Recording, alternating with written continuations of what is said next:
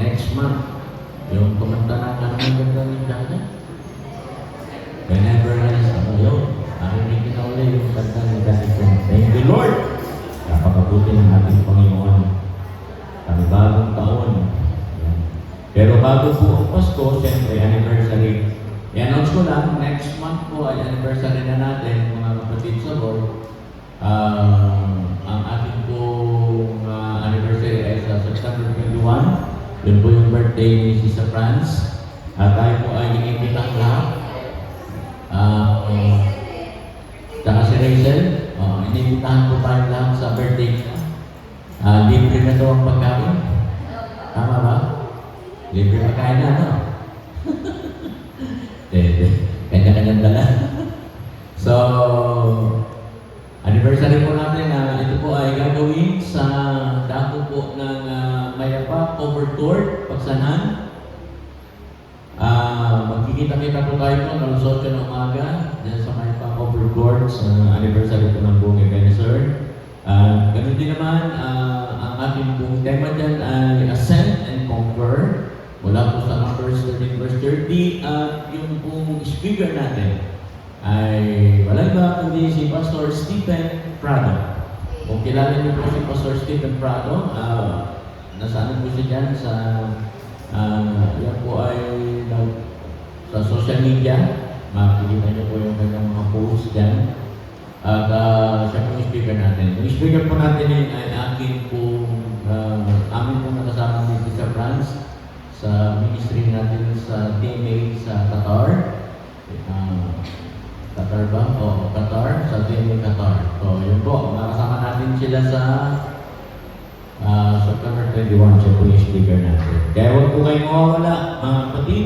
Invite your friends, families, lahat po ng ating mga kakilala. Pwede mo pong imbitahan sa September 21 sa ating po unang anniversary po ng Ebenezer.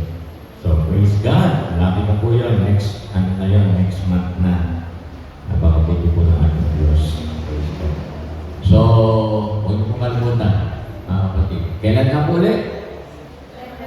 September 21. Third Sunday po yun, mga kapatid. At I believe and I pray na tayo po lahat ay magkakasama-sama. Huwag po kayo mawala doon, mga kapatid. Okay. So, ngayon po, mga kapatid sa Lord, tayo po ay salo-salo naman sa salita ng Panginoon. At ang pag-uusapan po natin ngayong umaga, mga kapatid, ay ito. Yan. Go the extra mile. Yan ang pag-uusapan natin. Go the extra mile. Maaaring ngayon iba sa inyo ay ngayon lang na nakita. Pero iba sa inyo marahil ay ginamit na yan o binanggit nyo na yan. Go the extra mile. Okay? Maaaring ang iba sa inyo ay nasabihan na rin ng ganyan. Go the extra mile. Okay? So meron na po tayong mga idea pagdating dyan, mga kapatid sa Panginoon. Ano ba ang ibig sabihin niyang go the extra mile? Alam niyo po sa Pilipinas, we don't use miles. Ang ginagamit natin sa Pilipinas ay kilometers. Diba? Pag nagtatanong tayo ng layo, ilang kilometro? Diba? Yung natanong natin, hindi tayo nagtatanong ng ilang milya. May nagtanong naman sa inyo na ganyan. Ilang milya pa tayo bago makarating doon sa ating pupuntahan? Usually, ang tinatanong natin, ilang kilometro pa? Ilang kilometro ba ang layo yung ating pupuntahan? Right? Tama po? So, we don't use miles, mga kapatid. Pero, alam niyo po ba, mga kapatid, napakaganda po nito. At saan pa nag-originate yung word na yan na go the extra mile? Saan pa nag-originate yan, mga kapatid? Actually, kay Jesus mismo. Si Jesus mismo ang gumamit niyan sa Matthew chapter 5, verse 41. Tingnan natin. Ang sabi niyan sa Matthew chapter 5, verse 41, and whoever compels you to go 1 mile, go with him 2 miles. Ibig sabihin, mga kapatid, kapag may nagpalakad sa iyo ng 1 milya, gawin mong 2. Okay. Pambira, no? Mga kapatid sa Lord. So, yan po yung sinasabi. Alam niyo po, mga kapatid, para maintindihan natin yung background yan, kung bakit sinabi yan ng Panginoon. Kasi nung time po ng Panginoong Yesus, mga kapatid sa Lord, yun pong mga Roman soldier, mga kapatid, ay they have all the rights. Kaya-kaya nila pong sabihin sa kanino man, mga kapatid, yung mga, halimbawa, yung mga nakikita nila sa kalye, halimbawa may bitbit sila, tapos meron sila nakita tao sa kalye, sasabihin, pakidala mo nga ito. Okay, pakibit-bit mo nga ito. Yan, ganun yun, mga kapatid. Kaya yung mga tao, kahit busy yan, kahit may ginagawa yan sila, pag sinabihan sila ng Roman soldier na, bitbitin mo nga itong dala ko, wala silang choice. Okay? Wala silang choice, mga kapatid, kundi bitbitin yung pinabibitbit ng Roman soldier. Carry this for me. Okay. Yun lang. Ganun lang ang sagot nila. Okay? So, you have to get it. Ganyan po ang kultura nun. Kung inyong matatandaan, mga kapatid sa Panginoon, nung ang Panginoong Jesus po ay may pasang-pasang cross, kung naalala ko ninyo, kung nagbabasa po kayo ng Bible, hindi pa may pangyayari po doon na yung binibitbit niya ay kanyang nailaglag, tapos sabi ng Roman soldiers, ginamit yung isang nagmamasid doon sa mga naglalakad, sabi niya, bitbitin mo to, bitbitin mo to. Kaya yung kung nasabihan, wala siyang choice, kundi bitbitin yung cross na pinapasa ng Panginoong Jesus. Ayun, ewan ko kung aware kayo doon, kung nabasa niyo na yun. Wala siyang binitbit niya. Okay, yan po yung originate niya. Yan po yung ibig sabihin nun, mga kapatid. Yung Roman soldiers na yung all the rights, mga kapatid, na gawin yun, at kahit ilang milya pa. Pero mga kapatid sa Panginoon, yun pong pag-uus o yung salitang milya, yung miles, ay meron ba tayong idea kung gaano siya kalayo? Mga kapatid, meron ba kayong idea kung gaano kalayo ang isang milya? Okay? Actually po, mga kapatid sa Lord, ang 1.2 miles ay equivalent po nun ay 2 kilometers. 2 kilometers. So, ibig sabihin, mga kapatid sa Panginoon, yung isang milya po ay almost 2 kilometers. So, isipin mo, no, bibit-bitin yung pinabibit ng Roman soldiers ng kulang-kulang 2 kilometro. Okay? So, ang sabi ni Lord, hindi 2 kilometro, gawin mong 4. Ang lupit. Hanggang saan ba yung 4 kilometers mula dito? Sa Sambat ba, aabot ba ng 4 kilometers? Yung magagaling ko sa kilometro. Mula dito hanggang sa Sambat, ilang kilometro yan? Alam niyo ba? 4 ba yan? O 2, 3, o 5? Diba? Bibit-bitin mo ng gano'n. Buti kung walang bit-bit, okay lang, maglalakad ka, jogging, walking, okay lang yan. Pero pag yung may bit-bit, ibang usapan na yan, mga kapatid sa Panginoon. So, go the extra mile. Yan po yung ibig sabihin, mga kapatid. Pero, nag-ibon ba po yan? At yung salitang yan ay na-interpret na, at ito po ngayon nag-ibig sabihin yan sa panahon natin ngayon. Ang ibig sabihin ng go the extra mile ay extra effort beyond what is required of you. Yan po ang ibig sabihin niya. O, ibig sabihin, mga kapatid, pag sinibihan ka ng go the extra mile, mag-extra mile ka, ibig sabihin, take extra effort. Kung ano yung pinagagawa sa'yo, higitan mo pa. Higitan mo pa. Kung may pinapagawa sa'yo, dagdagan mo pa. Take extra effort. Yan ang ibig sabihin nun. Okay, so go extra mile. Go to the extra mile. Mga kapatid, meron ba kayong experience na ganyan? Mga kapatid, na nag-extra effort ka, kahit hindi mo na kailangan, pero pinagawa sa'yo, ginawa mo pa rin. Amen? Okay, naintindihan niyo na po? Yun yung extra mile, mga kapatid sa Panginoon. Ito na yung hanggang dito yung pinagagawa sa'yo, pero mas dinagdagan mo pa o nag-extra effort ka pa, nilampasan mo pa yung pinagagawa sa'yo. Yun po yung extra mile na tinatawag. Ano po ba tayo? Nagkakaintindihan po ba tayo, mga kapatid sa Panginoon? At yun po ay medyo mahirap gawin. Mahirap po yun. I-explain ko sa inyo mamaya kung bakit napakahirap po yung gawin. Pero, kung ating iisipin, si Jesus mismo ang nagsabi niyan. Hindi yan galing kung kaninong tao. Si Jesus mismo ang nagsabi na go the extra mile. Amen? Si Jesus yan, mga kapatid. Ngayon ang tanong, ginagawa ba natin yan? At ano nyo ginagawa pag sinabi ni Lord sa iyo na go the extra mile? Paano mo gagawin yun? Paano mo susundin yun? Mga kapatid sa Lord, well, tingnan natin yan sa oras na ito, sa pag-uusapan natin yan. Para maintindihan natin yan, actually po, there are levels of extra mile.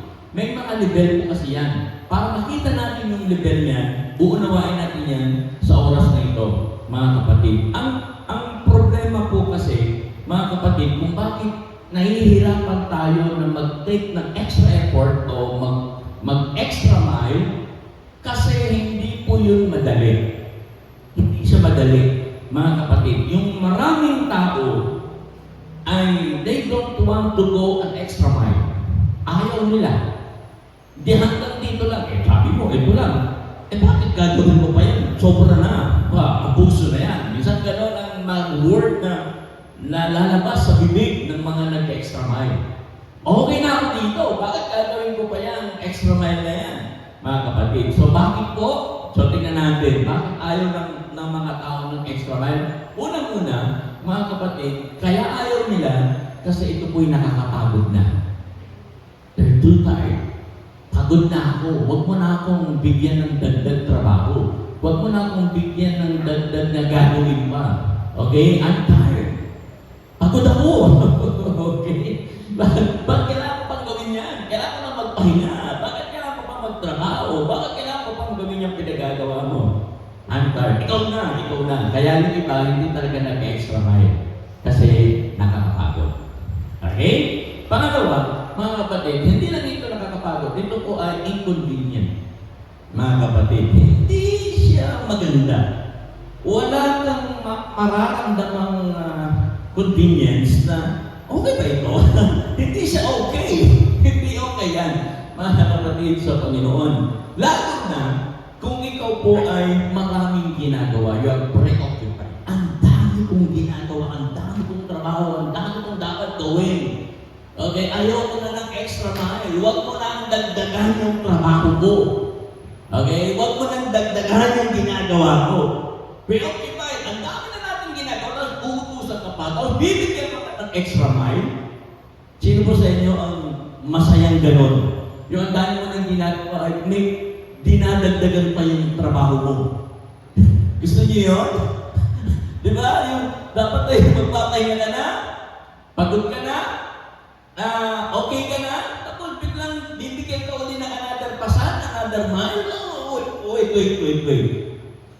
Isa ito na lang. Sila na yung pagawin mo. Yan po yung idea niyan. Mga kapatid, yung iba, hindi talaga ginagawa yung extra mile kasi nga, pagod na. Ganda ang pakiramdam. Ang daming trabaho, ang daming ginagawa. Bibigyan pa rin ganyan trabaho. Ano ba yan? Okay, mga kapatid sa Lord. Naalala ko mga kapatid sa Lord, nung ipinanganak po namin yung aming pangalan, si Dr. Prince, mga kapatid. Nakita ko mga kapatid na nakakapagod din kasi gigising ka ng madaling araw, gigising ka na kailangan mo magtimpla ng gatas. Minsan po, pagod na si Sir Franz. Kaya, ang gagawin ko, ako na lang yung babangon, kahit tatot din ako. Ako yung babangon. Magtitimpla ko na dinidahin niya. Kasi ang hirap, mga kapatid sa Panginoon, yung extra mile na yun na kailangan mong gawin kahit kahit parang hindi siya convenient. At iba, hindi convenient po. Hindi ka parang, pwede pa magpahinga na ako, bakit kailangan pang gawin yan? Ayan, naalala ko yan noon. Pero, alam niyo po, alam ni Sir Franz yan. Tapos, kailangan pang papaypayan pagka sobrang init, sobrang electric fan. So, walang choice, walang reklamo. Gawin lang, mga kapatid sa Panginoon. Actually po, ang maraming mga nag-extra mile po, sila yung mga nagtatagumpay sa buhay. Ulitin ko, yung gumagawa ng mga extra mile, sila yung mga nagtatagumpay sa buhay. Kasama yan sa mga isinusulat ng mga author, katulad ng author na si Napoleon Hills. Ang sabi niya sa kanyang book, mga kapatid sa Panginoon, actually, binigay niya po sa book na yan yung 7 principles po para sa personal achievement. Mga kapatid sa Lord, ang sabi niya, kapag tayo po ay gumagawa, ito yung mga kailangan natin. Una, yung quality. Kailangan meron pong kalidad, yung tinatrabaho natin. Then yung quantity, okay? Yung quantity, yan yung extra mile. Dapat higit pa sa dapat gawin. And then, pangatlo, dinagdag niya ito, kailangan po yung attitude. Kailangan maganda ang attitude pag gumagawa ng extra mile. Kapatid. Okay? So, yan yung tatlong bagay na kapag ginagawa mo yung extra mile, nag-take ka ng extra effort, kailangan yan, mga kapatid sa Panginoon. So, ano po ang ibig sabihin yan? Then, pag ginawa mo po yan, dyan parang darating yung compensation. Okay? Dyan parang bibigyan ka ng reward. So, isa-isa natin, mga kapatid. Yung quality, mga kapatid, sa Panginoon, yun po yung the service you give. Anong klaseng paglilingkod, anong klaseng serbisyo ang ibinibigay mo? Ginagawa mo ba ito ng maayos? Yun yung quality. Kasi kung hindi mo siya ginagawa ng maayos, wala na. Sige na. Bahala ka na. Yan. Ganun. Okay na yan. Yung quality po, importante yan. Kapag ginagawa mo isang bagay, kahit extra mile pa yan, kailangan may quality. Amen? Hindi yung mas makatapos lang. Another thing is quantity. Yung sinasabi po yan ni Napoleon Hill, sabi niya quantity. Quantity is what you do beyond expectations. Ibig sabihin yan, mga kapatid, yung ginagawa mo higit pa sa inaasahan. Higit pa sa inaasahan mong dapat gawin. Yan po yung quantity. Higit pa. And attitude is how your service is rendered. Paano mo po ginagawa ang isang bagay, mga kapatid? Kapag nag-extra mile ka ba, nakangiti ka ba, o nakasimangot? Nagre-reklamo. Yung attitude, importante po yan, ha? Kasi yung iba po nag-extra mile, pero nakasimangot. Nakasimangot sila, mga kapatid. Habang ginagawa yung extra mile, hindi sila masaya, napipilitan, nakasimangot, yon, mga kapatid sa Panginoon. Alam niyo ba, mga kapatid, ako'y natutuwa kasi yung mga kasama ko sa bahay, mga kapatid, sila po ay nag-extra mile. Maraming beses po sila nag-extra mile. Example lang po ito, napakaraming bagay po. Isang example lang na nakita ko habang pinag-aralan ko ito. Isa sa mga extra mile po yun ay yung kapag tinitimplan nila ako ng kape. Hindi na dapat pa, kaya ko namang magtimpla ng kape. Okay, kaya ko naman. Pero sila, may mga kanya-kanyang ginagawa ng pain. Kape naman, bagamat may mga biro na, huwag na magkape. Pero pag nagtimpla sila, wala na akong nakita na nagtimpla ng kape sa inyong pastor na nakasimangot. Lahat sila, nung nagtimpla ng kape, lahat sila nakangiti. Di ba, Jai, no? Yung pag hindi kita nakalimutan sa LGBT, di ba, pag may ka sa baga, sa gabi, minsan. Pero nakakatuwa po, kaya salamat po sa mga nag-extra mile na yan. Okay? Pero tayo po, sa bahay natin, kapag tinitimplahan niyo po ng juice, ng coffee, yung mga kasama niyo sa bahay, meron bang hindi? How's your attitude? Kapag nag-serve kayo ng food nila, yung pagkain sa table, pagod ka na, o sinasabi mo, balik ka na!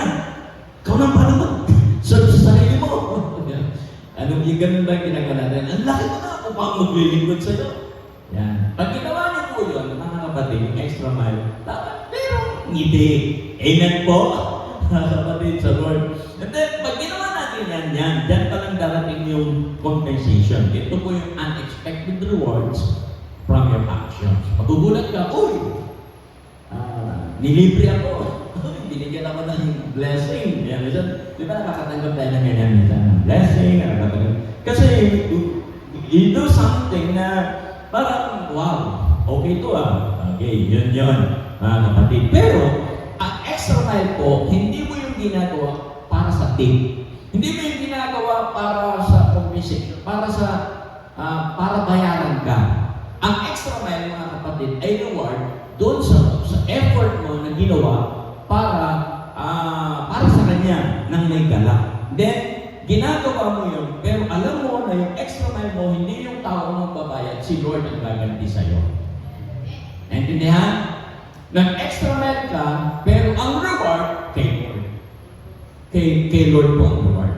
Hindi sa tao. Naintindihan ko, mga kapatid sa Panginoon. Ngayon, kanina pa natin yung pinag-uusapan yung extra mile na yan. Meron bang scripture sa Bible na nagpapakita ng extra mile? Okay? Para makita natin na mga kapatid, kung ano ba itong sinasabi ni Jesus na extra mile. At ano ba ang matututunan natin? At bang scripture ang pwede natin gamitin dyan? Ang gagamitin ko po dyan, mga kapatid, ay nasa Luke chapter 5, verse 1 up to verse 6. Unahin ko lang munang basahin yung verse 1 and 2. Alam niyo na po itong kwentong ito. Ito po yung nangisda yung mga fishermen. Tapos, wala silang nahuli. Tapos dumating si Jesus. Tapos, pinahulog yung dapat. Tapos, bilang dumang ang daming huli. Okay? Yan po yung kwento nun. Okay? Basahin mo lang na muna natin yung verse 1 and 2. Ang sabi niyan, so it was, as the multitude pressed about him to hear the word of God, that he stood by the lake of Gennesaret and saw two boats standing by the lake, but the fishermen had gone from them and were washing their nets. Let's pray. Lord, sa aming pagbubulay sa iyong mga salita, bigyan mo ito ng pangunawa sa aming mga kaisipan. Bigyan mo, Lord, ng malinaw, Panginoon, na kaisipan ang bawat isa at maunawa namin ang gustong ituro sa amin ngayong umaga. Tulungan mo kami, Lord, na ito po ay amin pong ma-digest, mabulay-bulay namin maigi kung ano talaga ang gusto mong iparating sa amin ngayong umaga. Samahan mo kami, Panginoon, ng iyong banal na Espiritu. Paguran ng iyong banal duguan na kung ito, alisin ang aming mga kapagabagan sa aming mga isipan sa halip ang mga salita ng aming marinig. Samahan kami, Panginoon, ng iyong presensya. Tulungan mo rin ang iyong lingkod, ikaw makita at may taas sa amin sa pangalan ko ng aming Panginoon Jesus. Amen. Amen. And amen. Okay, kung ating titignan, mga kapatid sa Lord, yung kwentong yan sa Luke chapter 5, verse 1 and 2. Tingnan niyo po yan, ha? Yung kwentong yan, mga kapatid, si Jesus po, sinisiksik ng mga tao, gusto nilang makarinig ng salita ng Panginoon hanggang sa makarating na po sa dun sa gilid ng dagat. Okay, doon sa Sea of Galilee, mga kapatid, o Lake of Gennesaret. Ngayon, mga kapatid, tingnan niyo po yung verse na yan, lalo na po yung verse 2, tingnan natin, and saw two boats, may nakita po si Jesus na dalawang bangka, standing by the lake. Okay. But the fishermen had gone from them and were washing their nets. Sino po yung mga fishermen dito? Ang fishermen po dyan, si Peter, at saka yung mga kasama niya, yung mga negosyo niya, si John. Okay, nandiyan sila lahat. Okay, at saka si James, yung tatlo, nangingisda sila. Pero yung mga mangingisda po, ang sabi dyan, sa kwentong yan, mga kapatid, buong gabi silang nagtrabaho, buong gabi silang nangisda, yung mga mangingisda, pero wala silang huli. Okay? Kaya ang sabi, hinuhugasan na po yung kanilang mga nets. Naghuhugas na sila ng kanilang mga lambat kasi walang huli. Di ba? Dumarating yan sa marami mga kapatid na walang pera, lugi, walang kita. Okay? Di ba ganon? Yung bang walang huli, bad days, masama talaga. Okay. Kaya ito po mga fishermen na ito, si Peter po, hinugasan nila yung kanilang mga lambat kasi wala eh. Walang huli. Walang pera. Lugi. Okay? Kaya, at pag gagawin, eh, uwi na. At pag-ugas na ng mga lambat. Ganun lang. Kapatid sa Panginoon. Pero yung verse 3, tignan niyo po itong verse 3, hindi yung ugali ng Panginoon Jesus. Si Lord talaga, mas alam niya ba itong mabuti. Verse 3, then he, Jesus po ito, then he got into one of the boats, kinuha niya yung isang bangka ng mga mangisda at kanyang sinakyan. Okay, kaninong bangka yun? Ang sabi ka, which was Simon's, and asked him to put out a little from the land, and he sat down and taught the multitudes from the boat. Tignan niyo po maigi ha, isipin niyo po maigi ito. Mga kapatid, ilagay natin yung sarili natin doon sa kwento, sa sitwasyon. Yung pong mga mangingisda, sila po ay naghugas na ng mga labat, pagod na, magpapahinga na, kailangan nila magpahinga, dahil masama yung araw nila, wala silang huli. Tapos itong si Jesus, kinuha yung bangka ni Simon. Dalawa naman yun, bakit yung ni Simon pa ang kanyang pinili na sakyan? Mga kapatid, tingnan niyo po ha, isipin natin ito. Kung ikaw si Simon, pagod ka sa buong magdamag na pangingisda na panghuli. Pagod ka, wala kang kita, hindi maganda yung araw mo, mga kapatid. Tapos, yung bangka na ginamit mo, gagamitin ng iba. Na sana'y magpapahinga ka na, kailangan mo pang sumakay ulit doon sa bangka mo para lang kay Jesus. Hindi niya pa disciple si Jesus dito. Tandaan niyo kasi, hindi niya pa disciple si Simon dito. Mga kapatid, hindi pa disipulo. Sigurado, kung ikaw yan, o kung ako man yan, siguro sasabihin ko, dahil wala akong sunod, yung isang bangka na lang ang gagawin mo. Bakit yung sakit ba? Wala akong sunod eh. Ang dami ng bangka, bakit bangka ko pa? Yung bangka na lang kita. Okay? Kung wala ka sa mood, maganda bang lumalabas sa bibig? Hindi. Di ba? Kasi wala ka sa mood eh. By the way, tanongin nyo ngayon katabi nyo, nasa mood ka ba ngayon?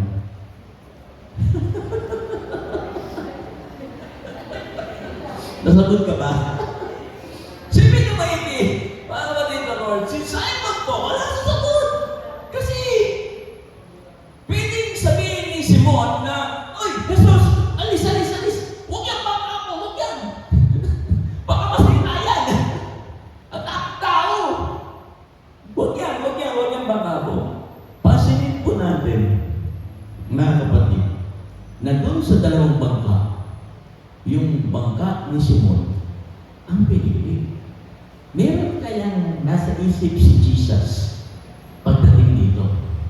Ano nasa mind ng Panginoong Jesus dito, mga kapatid? At tingnan po ninyo, ano kaya ang pwede natin isipin dito kung tayo si Simon? Anong pwede nyo isipin? Dalawa lang. Pwede mong isipin na si Jesus istorbo. Bakit? Kasi magpapahinga ka na. Sumingit pa si Jesus. Kumuha pa siya ng oras mo. Hello? Nasusundan niyo ako? Wala ka na sa mood, wala ka pang pera, tapos istorbuhin ka pa ng Panginoon Jesus, kukunin pa yung bangka mo. Hello? Nandiyan po ba tayo? Nandiyan po ba tayo? Nasusundan niyo ba ako? Isipin mo na, storbo naman itong teacher na ito. Doon dalawa yung bangka ko pa. Storbo. O, pwede mong isipin na yun ay isang ileyo. Wow! Yung bangka kong napili ng Panginoon Jesus. Kaya yan sa dalawa ang pwede mong isipin. Amen? Sa dami ng pipiliin, mga kapatid sa Lord ng Panginoon Jesus, bakit ako pa? Bakit ikaw pa? Bakit? Wala ka bang pinagkakabalaan? Sa dami ng pinagkakabalaan natin sa buhay, pinili ka ng Diyos na maging anak. At pinili ka ng Diyos para maglingkod sa Kanya.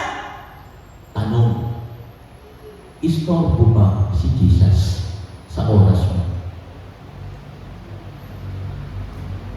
Kinukuha ba ng Panginoon Jesus yung oras mo? Na sana magpapahinga ka na.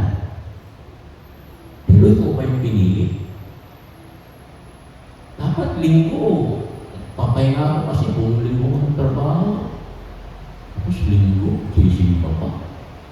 Pagpipila, dapat pahinga ako. Dapat pamilya naman. Sige na maigi, pinili ka. Naniniwala bang si Lord na nagpapunta sa iyo dito sa church? Ano po ba tayo? Si Lord ba nagdala sa atin dito? Eh bakit gano'n? Sa dami naman ng papupunta dito sa church, ba't ikaw pa? Yung pinapunta. Tara, pahinga na lang tayo, no? Bihira. Ang hirap niya. Kung minsan, meron yung tanong natin, kaya nga, ang tanong, pag pinili ka ng Lord, ito ba ay isang istorbo o ito'y isang pribilehiyo para sa iyo? Privilege ba yan na pinili ka ng Lord? O, Lord, pwede mo huwag mo na ako. Iba na lang. Madalas, kapag hindi natin nakita ng tama, pag mali ko yung perspective natin, naiinis tayo. Mga kapatid, bakit? Kasi iniisip natin yung ating quality time, kinukuha pa ng Lord. Yung quality time na sana'y para sa ating sarili, kinukuha pa ni Lord. Yung quality time na para sa ating pamilya, kinukuha pa ni Lord. Yung time na sana'y maghihiling na lang tayo, kukuhanin pa ni Lord. Storbo ba? Storbo ba? Bakit ba lang ganun, Lord? Bakit sa ako pa? Balikan natin yung verse 3. Then he got into one of the boats with Simon's and asked him, sabi gano'n, to put out a little from the land. Hindi lang sinakyan. Nag-request pa ang Lord. Di ba? Pwede bang ilayo-layo mo na kaunti sa lupa? Okay? Ilayo-layo na kaunti. And he sat down and fought the multitudes from the boat. Alam niyo po, yung request na yan ni Jesus na little from the land is a level of extra mile. Isa po yan sa level ng extra mile, mga kapatid sa Lord. Kaya na pag sinabi ng Lord na okay, gamitin kita, pero pwede bang lumayo-layo mo ng kaunti? Okay? Layo-layo ng kaunti. Ano ba yung mindset natin, mga kapatid? Pwede ba natin bigay yung quality, quantity, and attitude? Ano yung magiging attitude natin dyan, mga kapatid? O nandun tayo dun sa pagod na, inconvenient, o preoccupied? Dalawa yung bangka. Lagi kong sinasabi sa inyo, dalawa yung bangka. Akin yung pinili mo, Lord. Matutuwa ba ako doon? Magpapahinga na ako? I need to rest, tapos ako pa? Pambihira. Saan mo ba inilalagay, mga kapatid, yung 24 hours yung quality time mo, mga kapatid, na binigay sa iyo ng Diyos? Saan mo inilalagay yung 24 hours na binigay sa iyo ng Lord? And I believe, quality time mo yan, mga kapatid. Tingnan natin. Kasi ito yung umpisa ng extra mile, little from the land. Meron akong ipapakita sa inyo, mga kapatid, na diagram po. Tingnan natin ito. Next slide. Yan. Yan quality time. 24 hours yan. Tingnan nyo kung nasundan nyo ako, mga kapatid. Yan po yung oras natin. Okay? Saan po nakalagay ang malaking bahagi ng oras ninyo? Tingnan natin.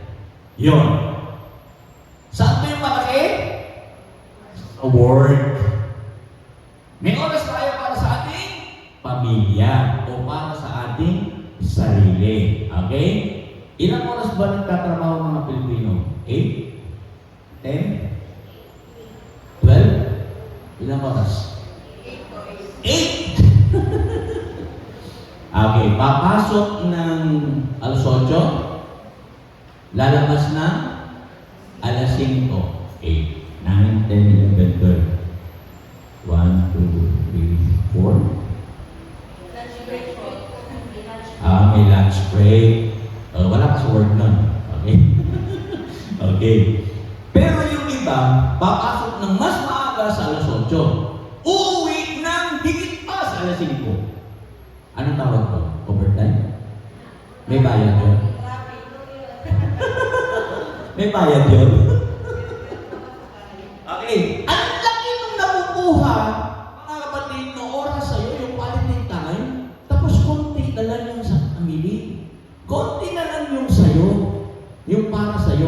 pamilya mo. Nakuha niyo po, mga kapatid sa Lord. Well, pastor kasi kaya naman ganyan. Kaya malaki kasi we work for our family. Di ba? Nagtatrabaho para sa pamilya. Tama po ba? Nagtatrabaho para sa sarili. Okay? Ganun yan eh. Mga kapatid sa Panginoon, kung malaki na yung bahagi para sa work, okay lang yan kasi nagtatrabaho tayo para sa ating pamilya, para sa ating sarili. Ngayon, tapos ito po mga kapatid sa Panginoon, siyempre naman, dyan sa time na yan, nahanap ka dyan ng time for rest. Matutulog ka, hindi ka matulog, right? Magpapahinga ka, matutulog ka. Meron kang time for rest. Maliit lang yun, hindi ka pwedeng tulog ng mahaba. Dahil hindi ka makapagtrabaho, wala ka makakausap. Konting oras lang for rest, mga kapatid sa Panginoon. Hindi lang yan, tingnan nyo mga kapatid. Kaya na dito, dahil nagbigay ka ng konting oras para sa iyong pahinga, minsan, yung konting oras mo sa pahinga, hindi mo parang may pahinga kasi ang dami mong iniisip, nagtutulog ka na, nag-isip ka pa ng trabaho, nagpapahinga ka na, nag-isip ka pa ng kung ano mga bibilhin, dadalhin, at kung ano. Pero papahinga ka rin. Nakaramas pa na ganyan, nagpapahinga kayo pero yung mind nyo kumikilos, tumatrabaho. Anong rest yun? Pero iba po yung may talent ng pag nag-rest, natulog, tulog talaga. Iba yung talent yun. Talent yun. Yung pag nahiga, wala ka nang pakialam sa paligid mo. Tulog ka. Iba yun. Iba naman yung natutulog ka, nag-isip ka. Okay? So yan, konti-konti lang, mga kapatid. But, usually po, ganyan tayo na, ganyan natin. Pero, ito na, as a Christian po, bilang mga Christians, minsan, tuturuan pa tayo ng church na mag-ministry. Sabihin niyo naman, amen. Amen na. Tuturuan pa ng church na mag-ministry, di ba? Grabe. Kailangan dumalo sa mga gawain sa church, sa family na, kung may cell, kailangan naman pupunta ng cell. Di ba? Minsan ganon. Hirap ka na ng dumalo dahil sa work, pagod ka na, mag-ministry ka pa.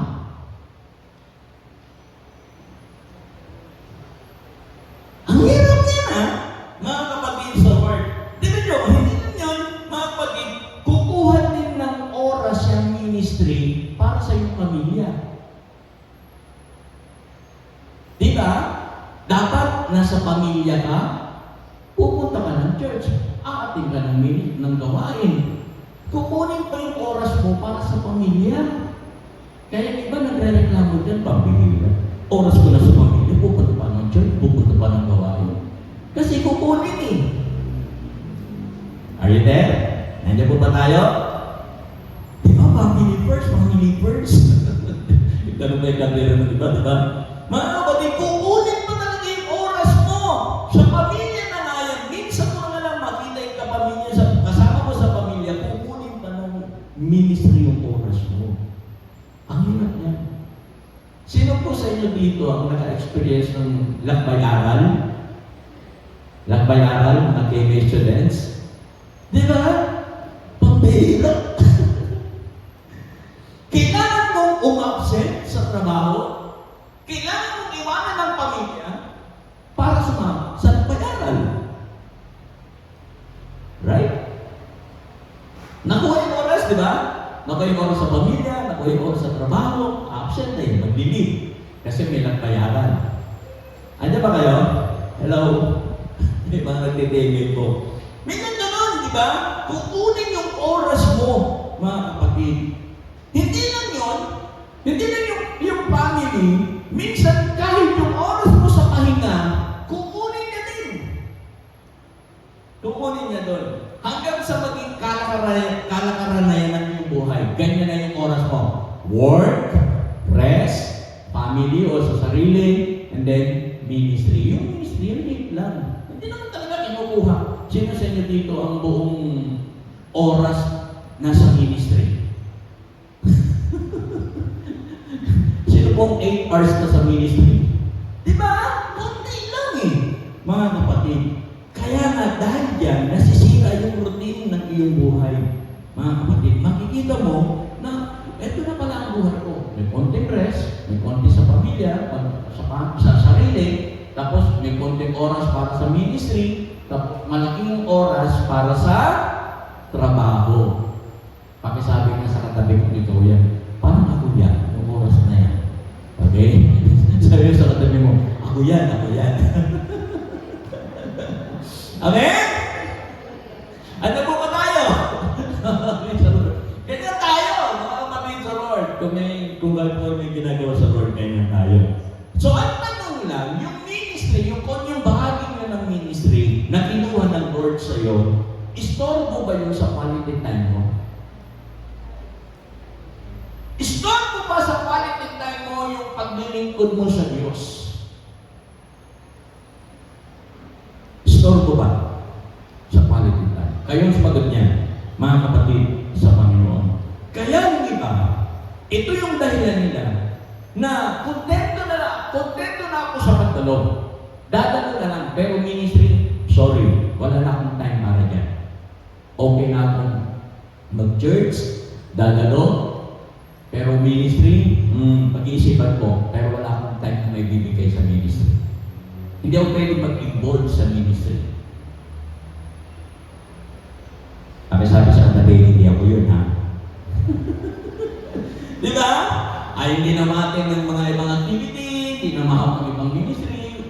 Pag sinasabihan, no, sama kami sa Asali Park, uy, sama ka sa praise and worship, no. Hindi na kasali. Okay? Kasi okay na siya doon sa church. Okay, but natutuwa naman ng Lord yan, mga kapatid. Huwag po kayong mag-alala. Kaya lang ang tanong dito, mga kapatid, kapag kinuha ng Lord yung konting oras natin, mga kapatid, it is a privilege pa para sa atin na ikaw yung napili, ikaw yung gagamitin, o sasabihin mo, Lord, istorbo ka sa quality time ko.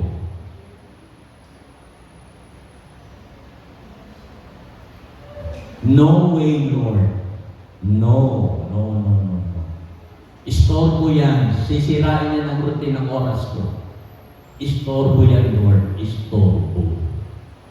Sipin natin maigi. Doon sa dalawang bangkang pagpipilian, ikaw yung nagamit ng Panginoon. Ikaw yung sinakyan ng Panginoon. Mga kapatid. Tingnan natin ito po. Actually po, sa Psalms 73 verse 25, ang sabi ng sumulat ng awit, ang sabi niya dito, verse 25, Whom have I in heaven but you? And there is none upon earth that I desire besides you. Pansinin natin itong verse na ito, ha, mga kapatid. Tingnan niyo pong maigi. Sabi po nung sumulat, wala akong gustong makita sa langit but you.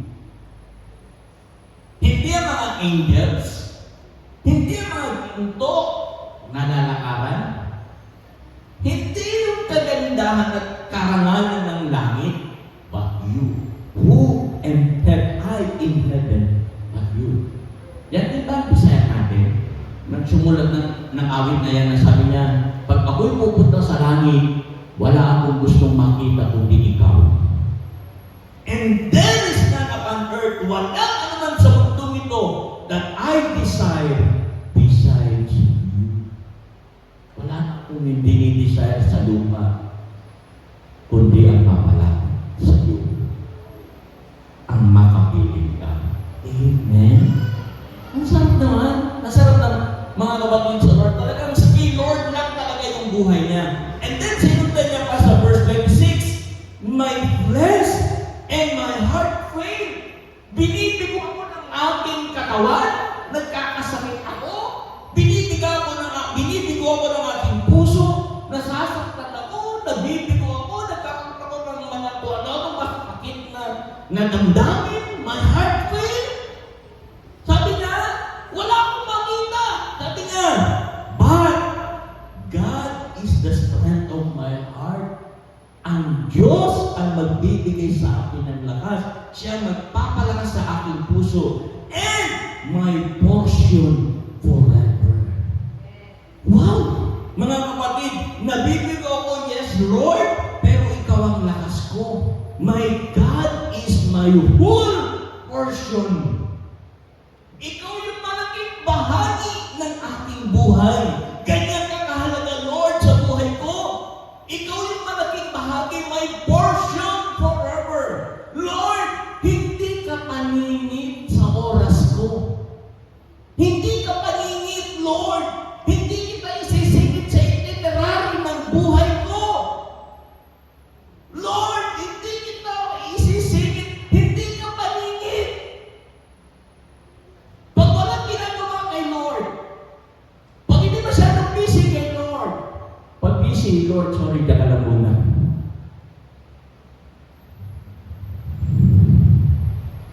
Are you listening? Are you getting my point?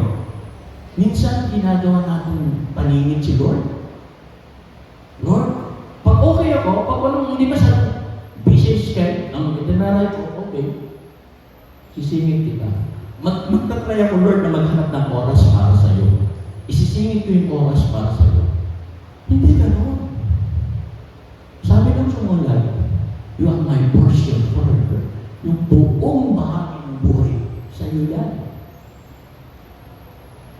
Kaya Lord, hindi ka paningin. Church, huwag niyong gawing paningin ang Diyos sa inyong mga oras. Huwag natin gawing paningin ang Diyos sa mga schedule natin. Nakakalungkot. Maraming ganyan. Kaya anong nangyayari? Napapagod tayo. Nahihirapan tayo. Hindi tayo masaya sa ginagawa natin kasi paningin lang. Saan mo ba isisingit dyan si Lord? Sa busy schedule mo. Lord, huwag na ka. Maybe konti ka lang. Lord. Mga kapatid, hindi paningin ng Diyos. Siya ang kabuuan ng ating buhay. Amen? Andiyan po ba tayo? Hindi ka na nag-isip natin, Lord, ang dami kong trabaho, Lord. Ano ba yan? Mag-request ka ba? A little from the land. Ang hirap, Lord. Pero, pwede ba natin palitan yun at sabihin natin, Lord, kahit gaano mo kabisi, grabing privilege yan. Pinili mo ako. Ginamit mo yung bangka ko. Lord, sa dami ng gagamitin bangka, ito pa ang ginamit mo, itong bangka ito. Ako pa yung ginamit mo. Ang dami naman pwedeng gamitin, ako pa yung pinili mo. Nagsisisi po ba kayo na kayo pinili ni Lord? Pinagsisisihan niyo ba yan? Na kayo yung pinili ni Lord? Huwag na ako. Grabe naman. Dami ko nang ginagawa. A little from the land. Level of extra money. Sabihin sa katabi, pinili ka ni Lord. Sabi mo, ikaw talaga yun. Hindi yung bangka ng iba. Hindi yung bangka ng iba. Hindi yung bangka ng iba. Ikaw talaga yun. Amen? Minsan pag pinipili tayo ni Lord, sila tayo na, Lord, hindi ka na lang. Huwag na ako. Minsan gano'n, di ba? Parang hindi siya privilege para sa'yo. Lord, tapos isisingit sa oras ko yan, Lord. Ang busy ko, at kung ginagawa sa ko, isisingit yan. Ang Lord, mga kapatid, hindi lang siya tumingin doon. Mas hinamaan niya pa, mas dinaliman niya pa. Tingnan niyo po yung verse 4. Hindi lang tapos ang Panginoon kay Simon Peter. Sabi niya, when he stopped speaking. When he stopped speaking, he said to Simon, launch out into the deep and let down your nets for a catch. Wow! Hallelujah! Launch out into the deep. Yan yung pangalawang level, mga kapatid sa Lord. That's the second level ng extra mile. Hindi lang yung lalayo sa land, doon sa routine ng iyong buhay. Hindi lang yun, mga kapatid, laliman mo pa. Launch out into the deep. Laliman mo. It means to go far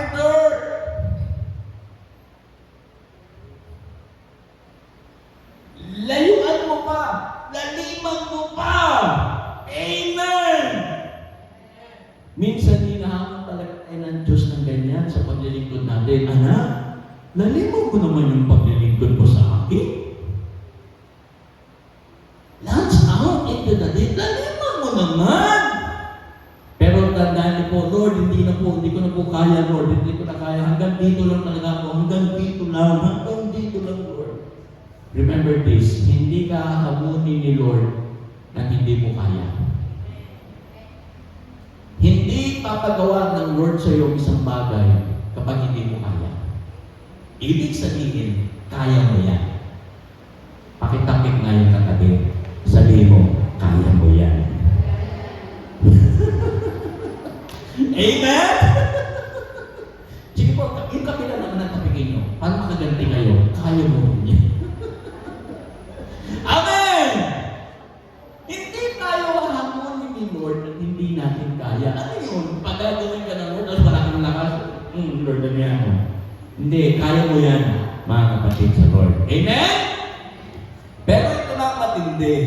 Pag nagle-level na po tayo ng extra mile natin, mga kapatid, hindi lang po tayo makakaranas ng yung mga pakiramdam natin ay pagod na, inconvenient, na parang pakiramdam mo ay, wow, Lord, marami na akong ginagawa. Eto na, makakaranas ka pa ng nakakatakot na karanasan. Terrifying. Tingnan natin, mga kapatid, yung tip natin kanina. Di ba? Terrifying. Nakakatakot na yan, Lord! Then, maiinit na ka na, irritating na, para kay Peter. Pambihira. Pwede na mainit si Peter. Pagod na ako. Pwede na mang, ano ba yan, Lord? Irritating na. Tapos, sasabihin mo pa, pupunta pa doon sa mas malalim. Ano yan? Nandito na nga, umadjust na nga ako ng kaunti from the land. Pupunta pa ako doon sa malalim. Irritating na yan, ha, Lord, ha? Madalas kapag inaamon tayo ng Lord to go extra mile, madalas nagre-reklamo tayo. Sabi natin sa katabi natin, hindi ako yun. Madalas kapag extra mile na ang usapan, mga kapatid, may pressure na yan. May pressure yan. Extra mile eh. May pressure na yan, mga kapatid. Bigyan ko kayo ng example. Sino po sa inyo dito marunong lumangoy? Marunong lumangoy sa dagat, sa pool, sa tubig. Hindi lumangoy sa bed. Sino marunong lumangoy sa tubig? Tiktas po kamay ng lahat ng lumangoy. Okay. Nung tayo po ay natutong lumangoy, mga kapatid, hindi po yung madali. Kasi may experience tayo dyan na ganito. Pag abot ng paa natin, yung ilalim, uy, kaya ko to. Kasi abot pa ng paa. Pero pag hindi mo naabot yung ilalim, terrifying na yun. Baka marunod ako. Bigla kang naging hindi marunong. Di ba? Kasi nakakatakot na. Hindi ko na. Lalim na. Right? Andiyan mo ba tayo? Kasi hindi ko naabot yung ilalim eh. Pero pagka medyo abot pa, okay ba to? Kaya ba to? Isa na, pag maabot na dito, malalim na. Nasunod dito, hindi ko naabot yung ilalim. Natatakot na tayo. Di ba ba? Ganun sa extra mile eh. Kasi loud sound into the deep. Punta ka doon sa malalim. Hindi ko kaya yun. Hindi ko kaya. Malalim yun. Okay. Grabe, di ba? Minsan ganyan tayo. Pag sinasabi ni Lord na go sa extra mile, Lord, hindi ko kaya. Bakit? Kasi lalabas ka na doon sa comfort zone mo. Lalabas ka na doon sa comfort zone na yung comfort zone, okay lang ako dito. Hindi na, punta ka pa doon. Okay na ako dito. Okay na ako, Lord. Ano ba? Huwag mo na ako pilitin. Okay na ako eh. Hindi na, punta ka pa doon sa malalim. Lord, ano ka ba? Ang kulit mo ha? Sabi hindi ko kaya eh. Di ba? Mga kapatid sa Lord, minsan pinapupunta tayo doon sa mga uncharted road na parang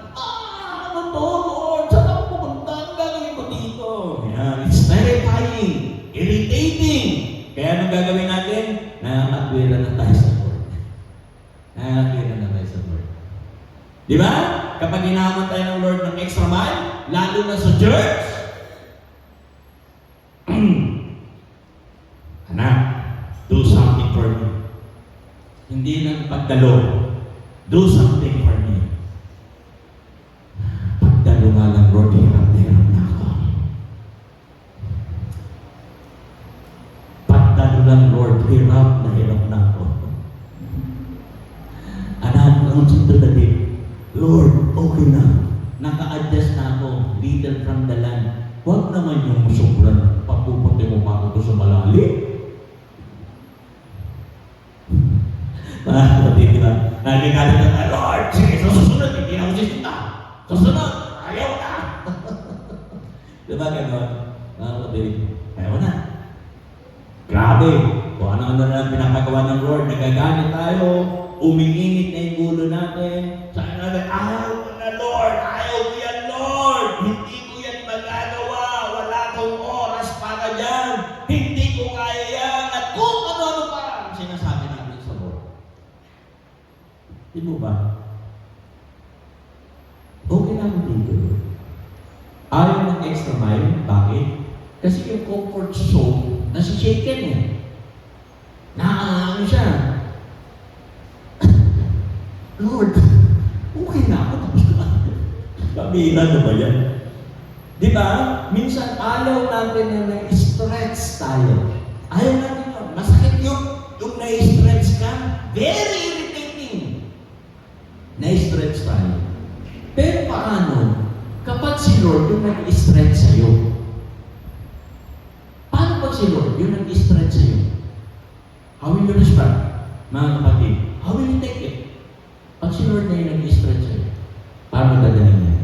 May mga tao po, ayaw talaga ng launching. Mga kapatid. Kaya ang ginagawa nila, inaalis na lang nila yung letter A dun sa launch. Nagiging lunch. Mag-lunch na lang tayo, Lord. Kain na lang tayo, Lord. Kain na lang. Kain na lang. Diba? Mga kapatid sa Lord. Pero alam po, may mga tao pong nag-launch po, mga kapatid dito dali. May nag-try po ng extra mile. Bigyan ko kayo ng mga example. Ito po yung mga example na papakita ko sa inyo. Ito po, familiar ba kayo dito kung kayo po ay nagbabasa ng history, alam niyo po yan, aking sinasabi. Yan po yung bagko ng Mayflower. Kung kayo po ay nasa history, alam niyo po yan. Alam niyo po ba kung anong bangka yan? Mayflower na. Praise the Lord. Yan po yung sinakyan ng 102 Protestants, English Protestants, mga kapatid sa Panginoon, na tumakas sa persecution po sa England. Mga English po yan, mga Inglesero tao. Hindi lang Inglesero, mga Englishman. Mga kapatid, 102, noong 1620. Tagal na. Okay, na-research lang po natin ng kaunti. Okay? So, yan, tumakas sila. Kasi, gusto nilang gumawa ng isang paglilingkod, kaya lang, hindi sila pinayagan sa England. So, they decided to travel. Saan sila pumunta? To America and settle in despite risks of starvation and death. Noong time na yan, yung Mayflower, noong time na yan, wala pa pong USA. Wala pang Amerika. Okay? Wala pang USA noong time na yun. Okay? Ito pong mga taong ito, mga kapatid, itong 102, nag-travel sila kahit alam nilang magugutom sila, pwede silang mamatay, pero nagtuloy-tuloy lang sila hanggang marating nila yung lupain ng Amerika. Kaya nagkaroon ng Amerika dahil dyan sa 102 na yan. Kaya isinilang ang USA. Okay, ang Amerika, mga kapatid. So after all the hardship, ang natira sa kanila, 53 na lang. Only 53 of the 102 passengers were left. Ibig sabihin, maraming iba namatay na. Maraming iba ay nagutom o tapos namatay sa gutom. Wala na. Nagutom kung ano man. Okay? 53. Pero dahil sa 53 na yan, isinilang ang Amerika. Nagkaroon ng USA. Amen? Eh, no? Siguro hindi niyo ma-appreciate na kasi hindi pa naman makarating sa Amerika. Pero malaking tulong po yan sa atin. Oh, isang example pa. Mga kapatid, ito, papakita ko sa inyo. Kilala niyo po ba yan? Mga kapatid, Yan po yung Wright Brothers. Yung Wright Brothers. Kilala niyo ba yung Wright Brothers? Buti na lang sila po ay Wright Brothers, hindi sila Wrong Brothers. Ang corny. Pasensya na kayo, minsan nag-corny talaga si Pastor. Buti na lang mga kapatid, itong Wright Brothers na ito, hindi sila pinigil, we need to go extra mile. Kailangan hindi tayo makukontento na sasakyan ay panlupa lang, kailangan natin gumawa ng sasakyan pang himpapawid. Sila yan. Kaya meron tayong mga aeroplano ngayon. Meron tayong Cavite City, meron Cebu Pacific, meron mga aeroplano Philippine Airlines. Sila kasi nag-umpisa, ang Wright Brothers. Nag-take sila ng extra mile. Hindi sila nakontento, mga kapatid, sa kanila pong nakikita, kaya nag-go sila sa extra mile. Hindi yan madali, mahirap yan, pero alam naman natin na naging pakinabang. Amen po? Ngayon, hindi naman tayo papayag ng mga Amerika na yan, mga Wright Brothers na yan. Siyempre sa Pinas, meron din. Sa Pilipinas din, may mga nag-extra mile. Okay? Sa mga Pinoy po, may nag-extra mile din. Noon kasi, tanggap na ng mga Pilipino ang kanilang katatayuan bilang mga alipin ng mga Espanyol, ng mananapo, ng panahon na yon. Pero may isang tao na hindi tanggap yun. At yun ay walang iba, kundi si Jose Rizal. Siya yung sumulat ng Noli Me Tangere. Sino pong nabasa ng Noli Me Tangere? Nabasa niya na?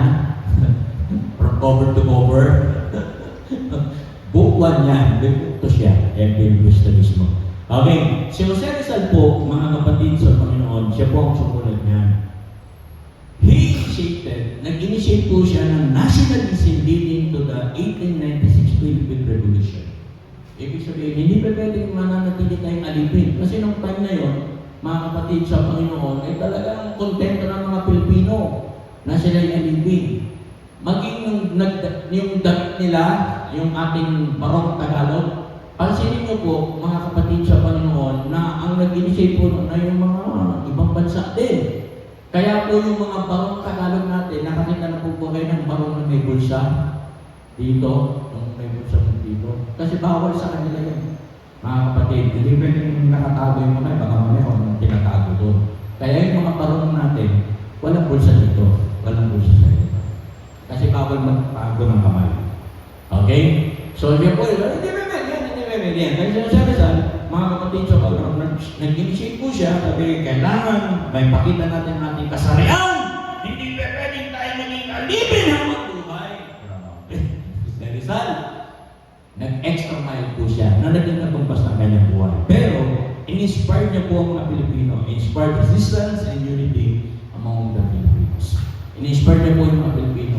Kaya, ngayon po, ang Pilipinas ay magdaya na. Amen! At ang Pilipinas ay nagkakaroon ng mga champions dahil sa ating kalayaan. Parang hindi kayo masayang malaya kayo. Parang gusto nyo alipin. Hindi po, ikasaya natin yan. Amen ba? Mga kapatid sa Lord. So, balik tayo sa kwento natin kay Simon. Mga kapatid, si Simon po, mga kapatid, nung sinasabi ng Lord sa kanya, okay, adjust tayo ng konti sa land. Okay? And then, pagkatapos mong adjust sa land, punta ka doon sa Marali, sagot ni Simon ito. Karaniwan po, parang ganito rin naman ang sagot natin. Luke chapter 5 verse 5, but Simon answered and said to him, Master, we have toiled all night and caught nothing. Magdamag kami ng isda, walang huli, lugi. Mga kapatid, si Simon po hindi exempted sa pagre-reklamo. Nagreklamo din siya sa Lord. Pero sa uli, sabi niya, nevertheless, at your word, I will let down the net. By the way, bakit ba sa gabi nanguhuli ang mga mangingisda? Bakit sa gabi sila nangingisda? Bakit hindi sa umaga? Di ba sa umaga mas maganda kasi maliwanag? Bakit gabi? Tinanong ko po yan sa isang mangingisda sa Langka. Tinanong, bakit gabi kayo pumapalakot? Bakit hindi umaga? So, isa lang ang sagot ng mga natatanong natin. Kasi sa gabi, hindi kita ng mga isda, yung mga mangingisda. Hindi sila kita. Kaya sila nahuhuli. Kasi kung makita sila, kung saan sana lalago yun, lalayo na yun sa mga mangingisda. Kaya pala sa gabi. Kaya pala sa gabi ng mangingisda. Ganun lang kasi. Nakakapagtaka kasi. Mga kapatid. So, tingnan kaya ang sabi ni Simon, Lord, let go all night. Buong gabi-gabing ng isda. Wala kaming huli. Tingnan niyo po ha. Si Lord, sabi kasi ni Lord, lay down your nets. Baksak mo yung lambat mo. Lord, professional ako. May license pa. Nag-isip kayo, ano siya bang mangingisda rin? Professional ako, Lord. Ano ka ba? I know, alam ko kung saan maraming isda. Alam ko kung saan dapat ibabaksak ang nets, yung mga lambat. Alam ko yan. Professional ako. Trabaho ko yan, Lord. Trabaho ko yan. Alam ko ang ginagawa ko. Yan sinasabong lay down your nets, Lord, illogical yan. Buong gabi kaming nangisda. Wala talaga. Kung sasabihin mo, nakalayo lang ng konti, nakapunta lang ng konti sa malalim, ihuhulog na yung lambat. Illogical yan, Lord. Illogical. Lord, ano ka ba? Pagod na ako. And what you are saying is illogical. Pagod na ako. Huwag mo na akong kulitin. Sa Tagalog, parang sinasabi ni Simon, Lord, hindi makatwiran yan. I know myself. I know what I am doing. Lord, huwag mong pagawain. Pero ang maganda dito ko sa ito, may faith siya. But because of your word, dahil sinabi niya. Kahit illogical. Kahit hindi ko maisip. Parang hindi makatwiran. But because of your word, I will let down the net. Naka-jackpot si Simon. Grabe, naka-jackpot siya, mga kapatid. And this is another level of extra mile. Lay down your nets. Amen? Ibagsak mo lang. Ibagsak mo lang ang lambat, mga kapatid. So, tatlo yan eh. Little from the land, launch out into the deep, lay down your nets. Alin ka na mahirap gawin? Mga kapatid, alin sa tatlong level na yan, yung pag sinabi ni Lord, ang dami nating alibay. Lord, little from the land, busy-busy ako, Lord. Wala nang din, nakita may singit talaga. Lord, sa video na Lord, terrifying yan. Ang hirap yan, ha? Then, lay down your nets, Lord naman. Illogical yan! Saan po kayo nakakatwiran din sa Lord? Pag sinabi ni Lord yan, saan kayo nagsasalita sa Lord? Lord, I cannot go extra mile, Lord. I cannot. Di ko kaya. Hindi niya. Hindi makatwiran talaga eh. Mga kapatid sa Lord, ito po ha. Salamat sa Lord dahil ang church natin ay gumawa po. We go extra mile. Mga kapatid. You know why? Malapit na anniversary natin, September 21. Mga kapatid sa Panginoon. Kung wala po nag-extra mile, wala po tayong anniversary. Kung wala po mga kapatid sa Panginoon na nagbigay ng kanilang buhay, tumugon sa panawagan ng Diyos sa kanila, wala po tayong anniversary. Pero may extra mile. Lord, tatawagin mo ako, gagawin mo ako ng lingkod, I'm not working. Hindi ako karapat-dapat, hindi ko kaya yan. Pero nag-extra mile sila. Sige Lord, dahil sinabi mo, I will lay down my nets. Dahil sinabi mo Lord, gagawin ko, susundin ko kung yung gusto mong ipagawa sa akin. Grabe, no? Mga kapatid, kung wala pong tumugon, sino kaya ang pastor, mga kapatid, sa dako ng Santa Maria? Kung hindi na yan, ni Pastor Jerry yung buhay na, relate ang my next, Lord.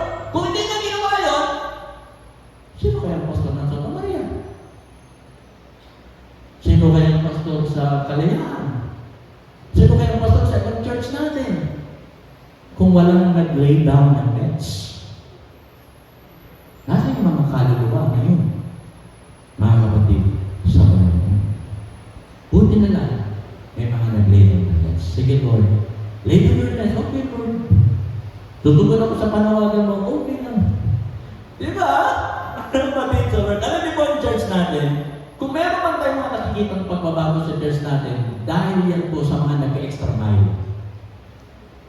Kung meron ka nakikita mga pagbabago maganda, nagkaroon ng kortina, napinturahan ng church, nabigyan ng tile, nalagyan ng tiles, di ba? Lahat yan, mga kapatid, may mga nag-extra mile po dyan. Kasi ibibili na lang para sa sarili, para sa pamilya, binigay ko sa church. Di ba? May mga nag-extra mile. Kung meron ka nakikitang magaganda dyan, may magandang cabinet dyan, may nag-extra mile dyan. Nandiyan po ba tayo? May nag-extra mile. Kung walang nag-extra mile, wala yan. Mga kapatid sa Panginoon. Kasi nung unang panahon po, mga kapatid, ang church po ng Ebenezer, mekli lang po itong kasisayan na ito, nag-umpisa po ito sa isang bahay, sa bahay ni Pastor Digi. Doon lang sila nag-church. Hanggang dumating may nag-extra mile po, may nag-donate ng lupa, may nag-donate ng church, nagkaroon ng building, nagkaroon po ng church sa Sabang, Sabang, Pagsanan. Nandun po yung ating unang church. Then, may nag-extra mile ulit, mga kapatid. Hindi, kailan magkaroon ng sarili lupa ang church. So, nakahanap po ng lupa. Dito sa dako ng Kapampangan, 1919. Nagkaroon po ng lupa ang church. Pero, yung paglilipat, hindi ka makadali. Kasi yung mga gamit doon, tinanggal, inalis, nilipat dito. Yung bubong, ginawang dingding. Sipin nyo, church, paligid ay dingding. Gaano kainit yun?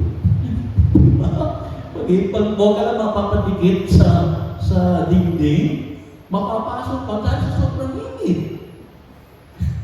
Tapos hindi ka pwedeng mag-church ng nakatakong, naka-heels. Kasi babaon. Lupa lang eh.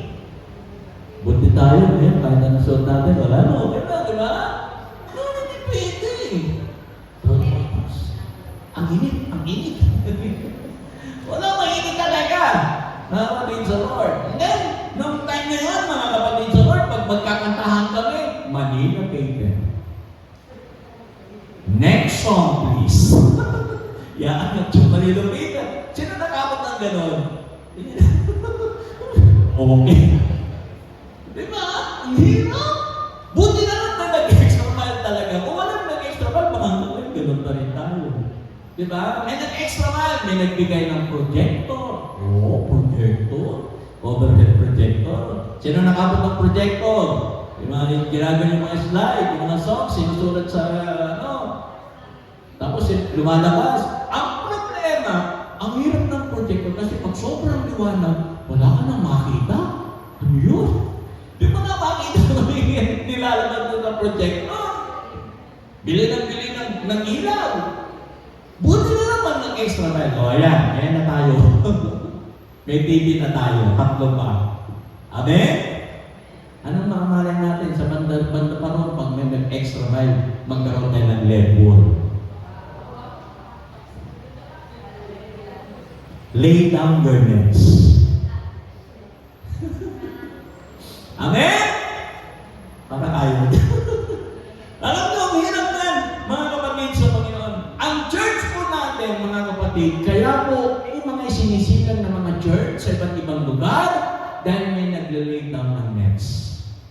Nag-uusap kami ni Kuya Randy isang araw, ay kahapon, Sabado kahapon, nung kami papunta na po doon sa meeting sa Sabang. Sabihin ko sa kanya, sa tingin mo, Kuya Randy, posible bang magkaroon tayo ng church sa Infanta? Ebenezer Infanta. Sabi niya, opo, Pastor, hindi po imposible yun. Sabi, dinagkwento kami. Iniisip ko, grabe ang puso ng taong ito. Sabi ko, willing siyang mag-lay down ng nets. Willing po talaga siya na magbigay ng sarili para magpag-plant ng church sa Infanta. Excited pa kayo? Bigla akong na-excite doon. Sabi ko, sige, Kuya Randy, trabahuin niyo yan. Alaga ko ba sa prayer? sasamahan namin kayo sa vision mo yan. Kasi nagkwento na siya kasi pastor, mga yun natin to, pagpupunta ng Infanta, saan nag-church, tapos pagkanta mo may event sa Infanta, para doon na sila nag-church. Kaya nga, nagulat ako ang ating maligaya, mayroong masanga, di ba? Nakapanganak na, meron ng church sa masanga, dalawa ng church natin doon, second anniversary na, itong nakarang buwan, nag-second anniversary na ang masanga. Di ba? Ang tindi, mga kapatid sa Lord. Ang lupit po, kasi may nag-delay down ng nets. Amen? Hindi po ba tayo?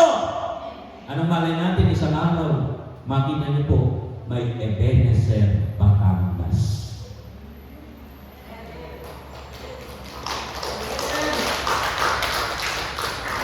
Kasi hindi nag-extra mile. Hindi madali pumunta ng Batangas.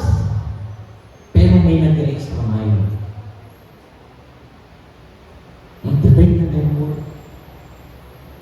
Mga kapatid, meron po kaming inaalagaan sa panalangin ni Pastor Wensi sa Batangas. Pag-pray ko lang. Mga kapatid sa Lord, extra mile.